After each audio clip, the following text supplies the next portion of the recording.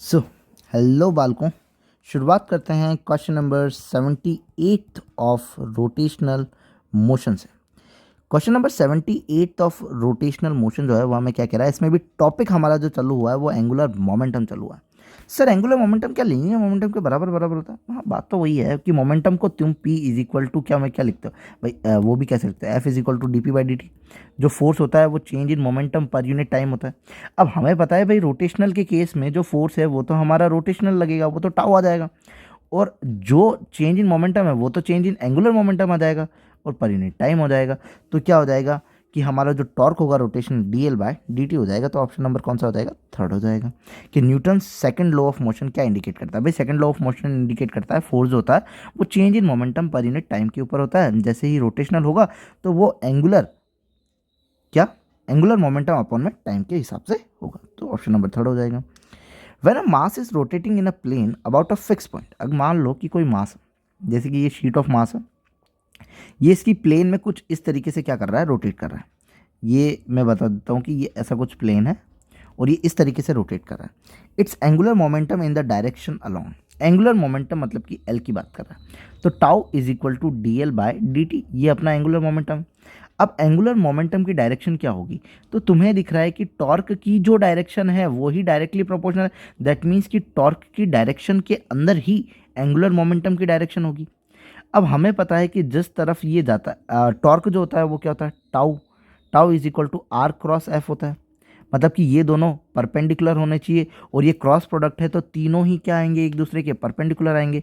तो टॉर्क जो है प्लेन अगर तुम्हारा एक्स और वाई है, जैसे कि ये मान लेते हैं मेरी वाई एक्सिस, ये मान लेते हो मेरी x axis.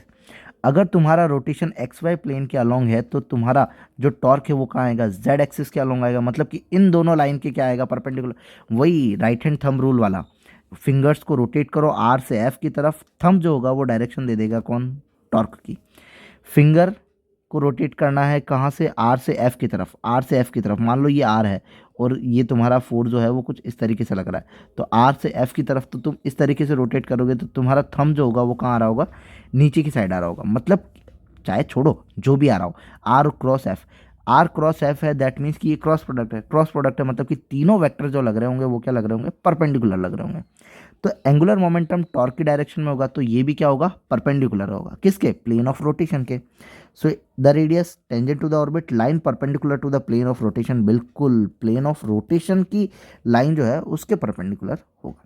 No, a constant torque is acting in a uniform circular wheel changing its angular momentum from 2a note to 5a note. अब अपन कांस्टेंट एंगुलर टॉर्क जो है वो लगाते जा रहे हैं और उसका एंगुलर मोमेंटम जो है डेल्टा एल जो है वो चेंज होता जा रहा है। कहाँ से, 2a नोट से होता हुआ कहाँ चेंज हो गया, 5a नोट तक। और कितने second, 3 second. The magnitude of this torque is, torque का मैग्नीट्यूड क्या होगा, अरे torque change in momentum, change in momentum is what, final a note delta L by T. Tau क्या होता है, डेल्टा एल बाय टी होता है angular momentum पर यूनिट टाइम। तो 5a not minus 2a not upon में 3, तो ये 3a नॉट अपॉन में 3, तो ये कितना आ जाएगा, a नॉट आ जाएगा। तो मतलब कि मैग्नीट्यूड जो होगा वो एक्चुअली साइन के माइनस आएगा तो भी प्लस में, वैसे भी माइनस प्लस में आया तो कोई ऐसा इशू है नहीं। तो ऑप्शन नंबर कौन सा हो जाएगा अपना, सेकंड ही हो जाएगा कि हमारा जो है आंसर a नॉट ही है। नाउ इन ऑर्बिटल मोशन, अब ऑर्बिटल मोशन देख रहे हैं, the angular momentum vector is, अभी देखा कि अगर हमारा जो एंगुलर मोमेंटम होगा वो टॉर्क की डायरेक्शन में ही होगा और टॉर्क जो होता है वो क्रॉस प्रोडक्ट है, तो मतलब तीनों के क्या आ जाएगा भैया, परपेंडिकुलर ही आएगा।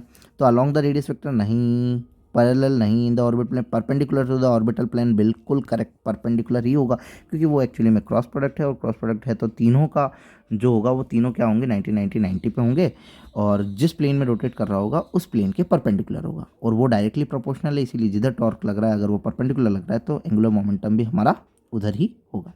Now dimension formula for angular momentum, angular momentum को क्या लिखते हैं, एंगुलर मोमेंटम को क्या लिखते हो, delta L, delta tau is equal to delta L by T.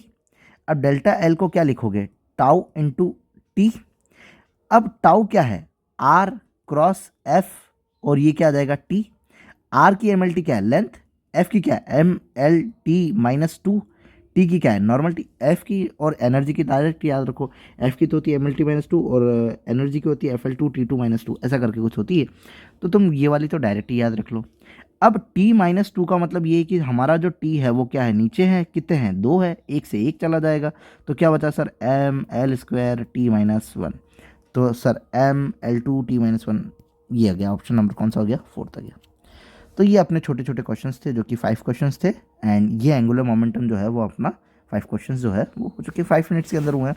So that's been good, simple है, ध्यान से चीज़ों को कॉन्सेप्चुअली क्लियर करो, कहीं से जितने ज़्यादा हो सकते हैं तो मैक्सिमम क्वेश्चंस अटेम्प्ट करो, क्योंकि at the end question solve करने से ही अपना सब कुछ हो सकता है।